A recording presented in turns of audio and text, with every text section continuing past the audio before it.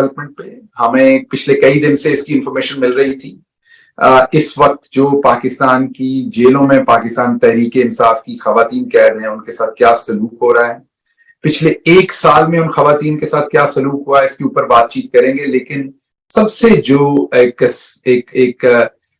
Chilling और thrilling किस्म की डेवलपमेंट है कल हुई, वो आपकी नजर में रखते हैं। जो राना सनाउल्लाह की प्रेसर थी और उसमें कुछ मुबैना तौर पर एडमिशन थे कुछ बातों के, वो आपके सामने रखने की कोशिश करते हैं। ये किस्सा शुरू होता है रात 11:32 पर। मरियम औरंगजेब जो इनकी मिनिस्टर हैं इंफॉर्मेशन की, वो एक ट्वीट करती हैं जिसमें वो कहती हैं कि राना सनाउल्लाह एक हंगामी प्रेस कॉन्फ्रेंस करेंगे, और उसके बाद रात 12 बजे के बाद लेट नाइट में, बहुत ही लेट नाइट में, राना सनाउल्लाह एक प्रेस कॉन्फ्रेंस करते हैं। उस प्रेस कॉन्फ्रेंस पे राना सनाउल्लाह की जो बॉडी लैंग्वेज होती है वो बिखरी हुई होती है, वो डिप्रेस्ड होते हैं, वो अंडर एंग्जाइटी और स्ट्रेस आपको क्लियरली नजर आ रहे हैं।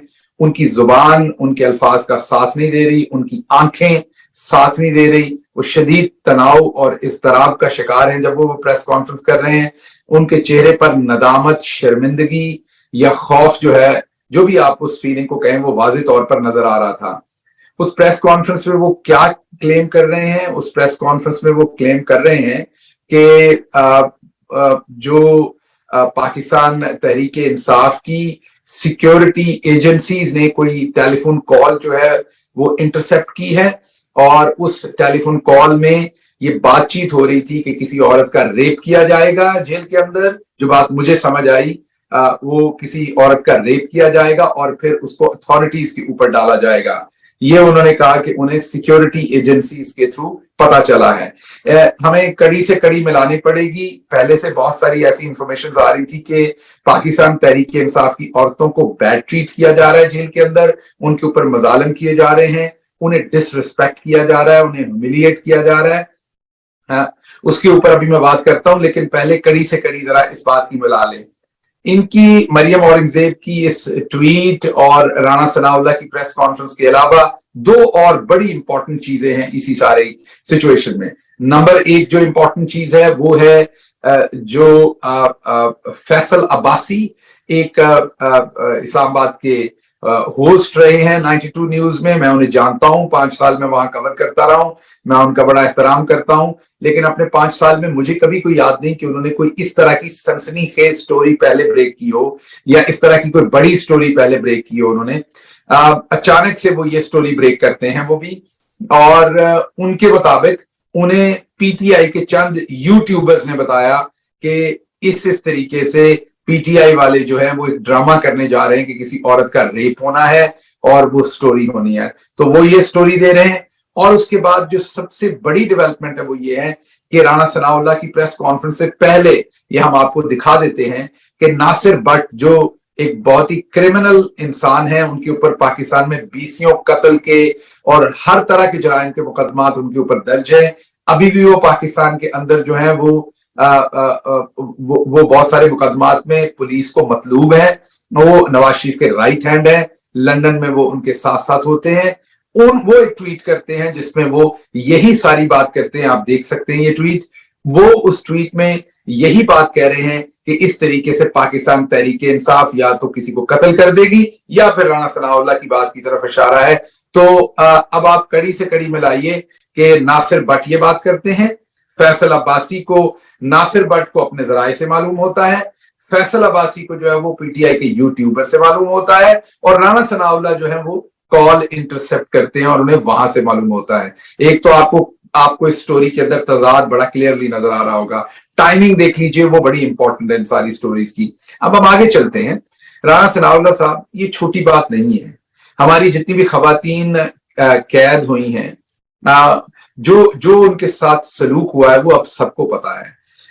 ये कोई ढकी छुपी बात नहीं है कि आप लोगों ने औरतों को किस तरीके से ट्रीट किया है। लेकिन आप कह रहे हैं कि पाकिस्तान तहरीक इंसाफ की कोई कॉल जो है वो आपने इंटरसेप्ट की है। आप झूठ बोल रहे हैं, आपकी आंखें बता रही थी कि आप झूठ बोल रहे हैं। कोई ऐसी कॉल इंटरसेप्ट नहीं हुई, क्योंकि अगर कॉल इंटरसेप्ट हुई होती तो आपने वो चलानी थी। आप लोग तो बड़ी बेशर्मी से लोगों की नंगी वीडियोस चला देते हैं। आपने तो जज साहब जो अब फौत हो गए हैं, जो अकाउंटेबिलिटी कोड के जज साहब थे, आपने तो उनकी वीडियोस चला दी थी। आप तो लोगों की नंगी गंदी वीडियोस जो है वो स्क्रीन के ऊपर चला देते हैं, टेलीविजन पर उसकी धमकियां देते हैं, लीक कर देते हैं उनकी वीडियोस। सुप्रीम कोर्ट के जजेस तक और उनकी फैमिली और उनके घर के औरतों की, चीफ जस्टिस के घर की औरतों की आप जो ऑडियो कॉल्स हैं उनको आप लीक कर देते हैं, मुल्क के प्राइम मिनिस्टर की कॉल्स को आप लीक कर देते हैं। तो फिर इस कॉल के अंदर कौन सी ऐसी न्यूक्लियर कोड डिस्कस हो रहा था जो आपको लीक करने में तकलीफ थी? आपको ये मीडिया को दे देनी चाहिए थी ताकि पता चल जाता कि पाकिस्तान तहरीक इंसाफ में कौन ये खेल खेल रहा है और कौन खवातीन जो आपकी कस्टडी में है। टेलीफोन के ऊपर साजिश तो चले बात मैं समझ सकता हूं, लेकिन खुदा न खास्ता रेप करने के लिए जो खातून आपके पास जेल के अंदर है, वो टेलीफोन पर बाहर वो साजिश कैसे हो सकती है? रेप करने के लिए तो उस शख्स को अंदर होना पड़ेगा, जेल के अंदर तो आपके लोग हैं, आपके पास उन खवातीन की कस्टडी है। तो पाकिस्तान तहरीक इंसाफ वाले बाहर बैठकर टेलीफोन के ऊपर किस तरीके से साजिश कर सकते हैं जिसमें आपकी कस्टडी में जो जेल के अंदर औरत है उसका रेप हो जाए? आपकी जो सिचुएशन है, जो ये तमाम स्टोरी नजर आ रही है, जैसे नासिर भट्ट एक क्रिमिनल आदमी इसको ट्वीट कर रहा है, उसके बाद आप भी एक जराइम पेशा आदमी है, आप उसके बाद इसके ऊपर एक प्रेस कॉन्फ्रेंस करते हैं। इससे तो बड़ा क्लियर नजर आ रहा है कि खुदा ना खास्ता आपने कुछ औरतों का या तो रेप कर दिया है या खुदा ना खास्ता आपने किसी का रेप करके उसे कत्ल कर दिया है, और अब आप इस सारी स्टोरी को किसी ना किसी तरह से ढांपने की कोशिश कर रहे हैं। या खुदा ना खास्ता किसी खातून का या कुछ खवातीन का आपने रेप किया है और आपको पता है जब वो जेल से बाहर निकलेंगी तो वो इस चीज की शिकायत करेंगी। उस शिकायत को पहले से काउंटर करने के लिए, प्रिएम्प्ट करने के लिए आप ये सारी कहानी गढ़ रहे हैं, क्योंकि वो औरत अपने मजालिम बताएगी तो आप कहेंगे देखा हमने तो पहले ही कहा था ये साजिश है।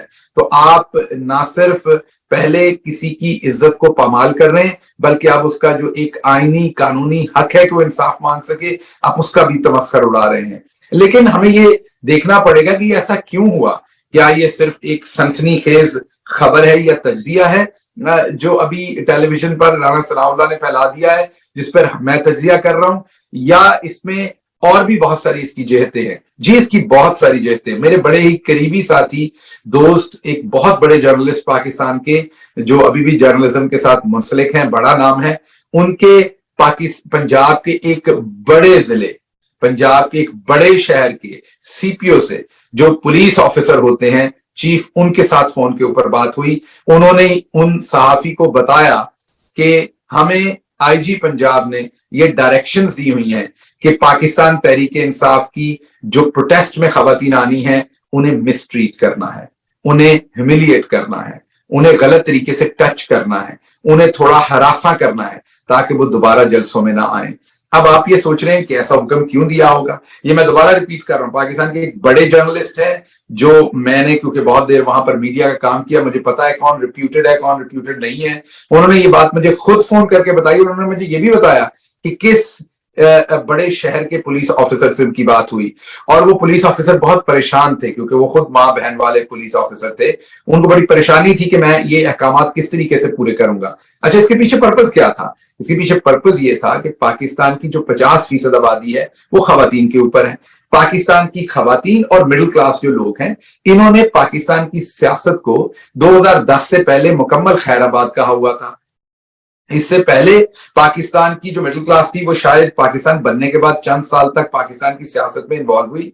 उसके बाद जब से अयूब खान साहब और उनके बाद जो कुछ हुआ पाकिस्तान के अंदर, जो मिडिल क्लास थी उसने अपने आप को सियासत से डिस्टेंस कर लिया और ये समझा कि ये शरीफ लोगों का काम नहीं है, तो औरतें और मिडिल क्लास इसमें इन्वॉल्व नहीं होते थे। सबसे पहले अगर हम याद करें तो ये शायद आगाज हमारी मादरे मिल्लत फातिमा जना साहबा के साथ हुआ, माफ कीजिएगा, हारून रशीद जो पाकिस्तान के मारूफ सहाफी हैं, वो बार बार ये किस्सा सुना चुके हैं कि किस तरीके से जो जनाब खुरम दस्तगीर साहब हैं गुजरांवाला से, उनके वालिद मोहतरम, क्योंकि वो अयूब खान को सपोर्ट कर रहे थे, और मादरे मिल्लत फातिमा जना साहबा जिन्होंने ये जसारत कर ली थी कि वो अयूब खान के खिलाफ इलेक्शन लड़ना चाह रही थी, उनका इंतखाबी निशान लालटेन था। और जो खुरम दस्तगीर साहब के वालिद ग्रामी हैं हारून रशीद साहब के बकौल, वो एक कुतिया के गले में उन्होंने लालटेन डाली, लटकाई, उसको रस्सी से पकड़ा और उसको पूरे गुजरांवाला में उसको उसको छड़ी से मारते हुए कह रहे थे कि बताओ अब इलेक्शन लड़ोगी अयूब खान साहब के खिलाफ। आप खुद समझ सकते हैं कि वो कुतिया को किसके साथ तशबीह दे रहे थे ये काम करते हुए। तो ये इनके खानदान में पुराना काम है औरतों की, इस पार्टी का पुराना काम है औरतों के साथ ये सलूक करना। फिर आपको नुसरत भुट्टो साहबा का याद कर लीजिए, बेनजीर शहीद साहबा का याद कर लीजिए, किस तरीके से उनकी जाली, फेक, नंगी, काबिल एतराज तस्वीर जो है वो हेलीकॉप्टर से फेंकी गई थी हर जगह के ऊपर।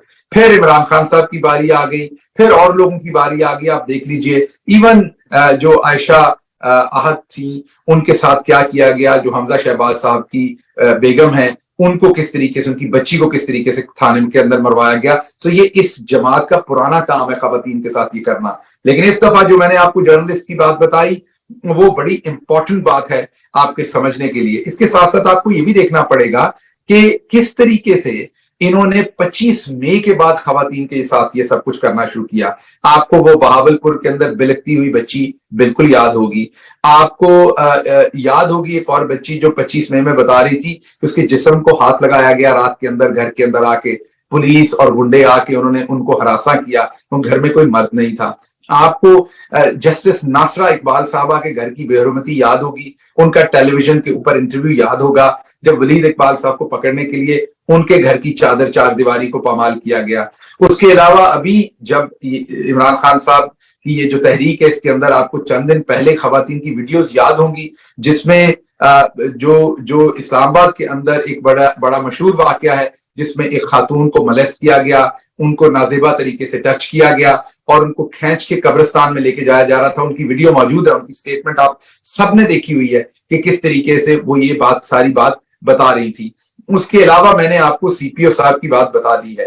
तो ये किया क्यों गया है? ये किया इसलिए गया है कि पाकिस्तान के अंदर जो 50% औरतों की आबादी है, मैंने पहले कहा कि वो सियासत में इन्वॉल्व नहीं थे, लोग इसे इज्जतदार लोगों का काम नहीं समझते थे। इमरान खान ने इस साइलेंट मेजॉरिटी को लाके पॉलिटिक्स के मेन धारे में वापस लाए हैं। इमरान खान ने ये जो नॉन पार्टिसिपेटिंग एलिमेंट था हमारा सियासत के अंदर, जिस वजह से सियासत पर इन गुंडे और मवालियों ने कब्जा कर रखा था, उन्होंने खवातीन को मेन धारे में लाके उनकी पॉलिटिकल पार्टिसिपेशन, जो असल चीज है वुमेन एम्पावरमेंट की, बड़ी बड़ी एनजीओ और लिबरल्स, फेक लिबरल्स जो है बड़ी बातें करते हैं वुमेन एम्पावरमेंट के, जब तक आप औरत को आप औरत को गवर्नेंस में और पॉलिटिक्स में बराबर का हिस्सा नहीं देंगे तो आप किस तरीके से वुमेन एम्पावरमेंट की बात करेंगे। इमरान खान उस एक तबके को जो पॉलिटिक्स में इन्वॉल्व ही नहीं था, स्पेशली खवातीन जिनकी पॉलिटिकल पार्टिसिपेशन नहीं थी, उनको लेके आए मेन दायरे में, उनकी पार्टिसिपेशन को रोकने के लिए।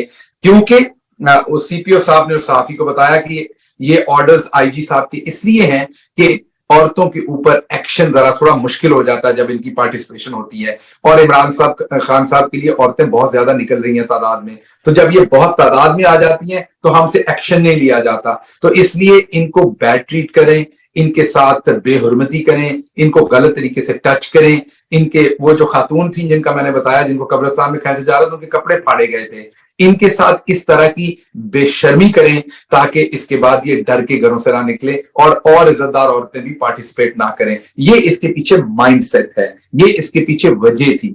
दूसरी तरफ देखते हैं खतीजा शाह के साथ क्या किया गया। आप सबको पता है, मैंने जैसे आपको कहा कि खवातीन बिल्कुल हिस्सा नहीं लेती थी, उसके साथ एक और सेगमेंट ऑफ द सोसाइटी हिस्सा नहीं लेता था, और वो थी इशराफिया। लेकिन इमरान खान ने क्या खूब लीड किया है पब्लिक को कि एक रेडी वाले से लेके एक अरबपति इशराफिया के लोग आज जो हैं वो सड़क पर निकले हुए हैं इमरान खान के लिए एहतजाज करने के लिए। इन्होंने एक तरफ तो औरतों को पिक किया ताकि आम औरत, मिडिल क्लास की जो औरत है, जो आम घर की औरत है, वो डर जाए, उसकी बेहुरमती कर दी जाए, जाके उसके घर के मर्द डर जाएं और वो लोग ना आए सियासत के अंदर। उसके साथ साथ इन्होंने खतीजा शाह को भी पिक किया, उनके साथ भी जो कुछ हो रहा है वो आपके सामने है, उससे कई चीजें इनकी जो है वो वाजे होती हैं। उससे उन्होंने पिक किया कि शाफिया की औरतें भी डर जाएं क्योंकि वो बड़ी कंपनी चलाती हैं, और बड़ी कंपनी से याद आया, ये हम आपको दिखाते हैं कि मरियम सफदर साहबा के तो बड़े क्लोज रिलेशनशिप थे खतीजा साहबा के साथ। क्या उन्होंने अपने बेटे के वलीमे पर इन्हीं का बनाया हुआ जोड़ा नहीं पहना था? क्या वो इनकी तारीफें नहीं किया करती थी ट्विटर के ऊपर? वो उस वक्त शायद वो पॉलिटिसाइज उस तरीके से नहीं थी, उस वक्त वो शायद इमरान खान के लिए बाहर नहीं निकली थी, तो ये उनकी तारीफों के पुल बांधती थी, अपने बेटे के वलीमे पर उनका जोड़ा बनाकर अनाउंस करती थी बड़ी खुशी से। लेकिन अब मुझे नहीं पता कि वो इतने अताब का शिकार क्यों है। क्या उन्होंने कहीं अपने जोड़े के पैसे तो नहीं मांग लिए बाजी से? मुझे लगता है कि खतीजा साहबा से गलती ये हो गई है कि बाजी से जोड़े के पैसे मांग लिए हैं। और बाजी को तो आपको पता ही है, मेरी लंदन तो क्या पाकिस्तान में भी कोई प्रॉपर्टी नहीं है, तो बाजी के पास तो कुछ होता नहीं है, तो बाजी से पैसे मांग लिए और अब बाजी उनके पीछे पड़ गई। लेकिन उसमें 2-3 वजूहत और है।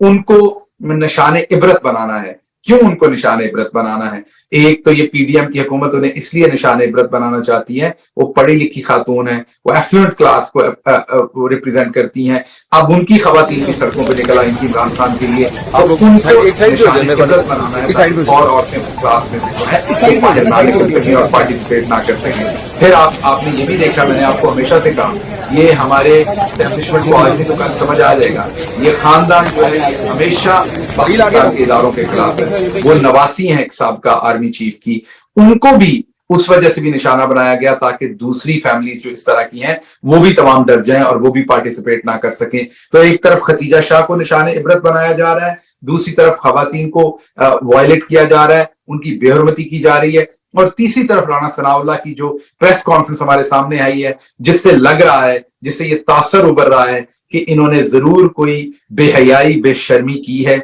इन्होंने जरूर किसी खातून को वायलेट किया, उसकी रिस्पेक्ट को हम ये इससे अमूमी तज्जिया यही ले सकते हैं। अदरवाइज राना सनाउल्लाह को वो फोन कॉल फौरन सामने लानी चाहिए, क्योंकि खातून आपकी तहवील में है, तो मुझे बताइए कि वो बाहर उसका रेप का प्लान कैसे हो सकता है? रेप टेलीफोन पर तो नहीं होना, वो तो जेल के अंदर खुदा न खास्ता होना है। तो जेल में आपकी तहवील में खवातीन है, तो ये आपका कौन सा जुर्म है? और फिर नासिर भट्ट और ये सब कुछ क्या हो रहा है? तो मैं आपके सामने रखना ये चाहता था कि मॉडल टाउन से औरतों के मुंह में गोलियां मारने का काम शुरू हुआ था, या शायद मैं गलत हो गया, ये मोहतरमा फातिमा जिन्ना से शुरू हुआ था। उनको सबसे पहले आपको मैंने बता दिया कि किस जानवर से इन्होंने तशबीह दी थी, इसी जमात ने दी थी। उसके अलावा उनके ऊपर भी गद्दारी के पर्चे दिए थे, क्योंकि उनके भाई ने और उन्होंने मिलकर ये मुल्क बनाया था, तो गद्दार तो वो बनती थी, क्योंकि वो भी अकाउंटेबिलिटी चाहती थी, वो भी बराबरी के हकूक चाहती थी, वो भी इलेक्शन में खड़ी हो गई थी, वो भी एक डिक्टेटर के।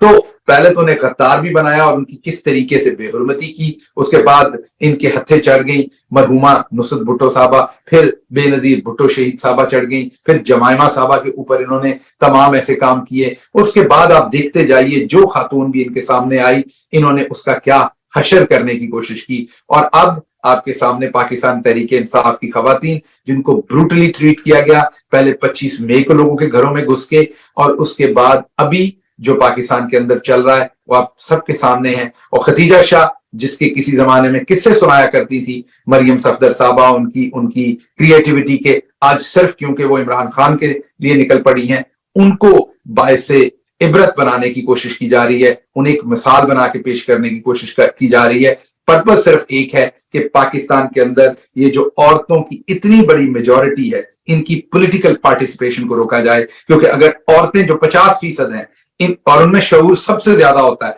औरतों में मर्दों से ज्यादा शऊर इसलिए होता है कि वो सेंसिटिव होती हैं, वो माएँ होती हैं, वो अपने इर्द गिर्द के एनवायरनमेंट को ज्यादा असेस कर सकती हैं, वो प्रोटेक्टिव होती हैं अपनी फैमिली के लिए, अपने बच्चों के लिए, और उन्होंने घर का किचन चलाना है, बजट उनके पास होता है। तो मिडिल क्लास जो खवातीन है, उनको सबसे ज्यादा आटे दाल का भाव पता होता है। मैं सिर्फ कीमतों के हिसाब से नहीं कह रहा, ओवरऑल सोसाइटी का उन्हें ज्यादा अदराक होता है। तो अगर उनकी पॉलिटिकल पार्टिसिपेशन हो गई तो ये तो तमाम उम्र के लिए इनका यहां से जो है वो बिस्तर गोल हो गया। तो खवातीन की पॉलिटिकल पार्टिसिपेशन को रोकने के लिए इन्होंने ये घिनौनी हरकतें की हैं, और ये जो जराइम किए हैं, हम चीफ जस्टिस ऑफ पाकिस्तान से मैं ये रिक्वेस्ट करूंगा कि इस प्रेस कॉन्फ्रेंस के बाद राना फौरी तौर पर, अगर वो इस पे भी सो मोटो नहीं लेते तो फिर बहुत अफसोस होगा इस बात पे। हालांकि उनके अपने घर की औरतों की ऑडियो इन्होंने लीक की हुई है, तो इस वीडियो को सामने क्यों नहीं रखते राना सनाउल्लाह? तो उन्हें फौरन इसके ऊपर सो मोटो लेना चाहिए, को बुलाना चाहिए, इन्हें कहना चाहिए वो टेलीफोन कॉल सामने रखें, कौन पाकिस्तान तहरीक इंसाफ से ऐसी जसारत कर रहा था, और अगर कर रहा था तो उसको करार वाकई सजा मिलनी चाहिए बिल्कुल। और अगर नहीं कर रहा, जो कि मैं आपको श्योरिटी से बता रहा हूं कि ऐसा कुछ नहीं है, it is all cooked up, it is all made up, it is all story after doing a crime in my analysis. So मेरे ख्याल में जो इनका ये सारे का सारा एक डिमीनर था, उससे नजर आ रहा था कि ये किसी चीज के ऊपर अब पर्दा डालने की कोशिश कर रहे हैं। खुदा न खास्ता या तो इन्होंने प्रामा फिशाए तो ये लग रहा था कि या तो किसी का रेप किया गया है और उसको अब छुपाने की कोशिश की जा रही है कि वो बाहर आके बताएंगी, तो उसको हम पहले से ही प्रीएम्प्ट कर दें, या खुदा ना खास्ता प्रामा फिशाए शायद किसी की जान ले ली गई है और उसको अब कवर करने की कोशिश की गई है। मुझे यहाँ पर इमरान रियाज की भी फिक्र है कि उनके साथ क्या सलूक है, क्योंकि आपको पता है कि अभी एक गैर मुल्की सहाफी ने ट्वीट किया है, वो ट्वीट भी हम आपको दिखा देते हैं। उन्होंने ये कहा है कि उन्हें मुसद्दका जराए से ये पता चला है कि इमरान रियाज की जान ले ली गई है। मैं उम्मीद करता हूं, मुझे बिल्कुल नहीं पता इस स्टोरी के ट्रुथ का कि इसमें क्या सच्चाई है। मुझे नहीं पता कि वो जिंदा है नहीं जिंदा है, खैरियत से है नहीं खैरियत से है। ये जो ट्वीट है इन्होंने बड़े मुसद्दका तरीके से ये ट्वीट की है, तो मैं उम्मीद करता हूं कि इस सिलसिले में इमरान रियाज की फैमिली को इमरान रियाज से फौरन मिलवाया जाएगा। दूसरी तरफ उनके वकील ने बिल्कुल ये कहा है कि वो खैरियत से हैं, तो मुझे इस बात का नहीं पता कि इसमें हकीकत क्या है सारी बात में, लेकिन तशवीश बहुत ज्यादा है, उनको उनकी फैमिली तक रिसाई दी जाए। और आखिर पर मैं ये जरूर बात करूंगा कि जो बोल न्यूज की फैमिली को, बोल टीवी की फैमिली को जिस तरीके से उनके ऊपर जुल्म किया जा रहा है, बोल न्यूज के जो ओनर है उनकी वाइफ बाहर जाना चाह रही थी किसी तीमारदारी के लिए, उनके ऊपर कोई केस नहीं, वो एक उनका ना सियासत से ना मीडिया से किसी चीज से ताल्लुक नहीं, उन्हें जहाज से उतार दिया गया, उनके घर को नुकसान पहुंचाया गया। शोएब शेख को पहले भी जेल के अंदर रखा गया, कितने जुल्म किए गए। उनके जो मार्केटिंग हेड हैं उनको उठाया हुआ है बहुत देर से। समी इब्राहिम हमारे दोस्त हैं, बहुत बड़े पाकिस्तान के सहाफी हैं, नामवर सहाफी हैं, उन्हें उठाया हुआ है, उनके साथ किसी की मुलाकात नहीं, उनका कोई वेयर अबाउट पता नहीं है। तो ये आपको पता है जो जुल्म हो रहे हैं और जराइम हो रहे हैं, इनके ऊपर अब उम्मीद करते हैं कि चीफ जस्टिस ऑफ पाकिस्तान बात करेंगे, वो इसके ऊपर कुछ सो मोटो लेंगे ताकि अवाम को इंसाफ मिले। अभी तक इतना ही, अपना ख्याल रखिए। अल्लाह पाकिस्तान का हामी नासिर हो। पाकिस्तान जिंदाबाद।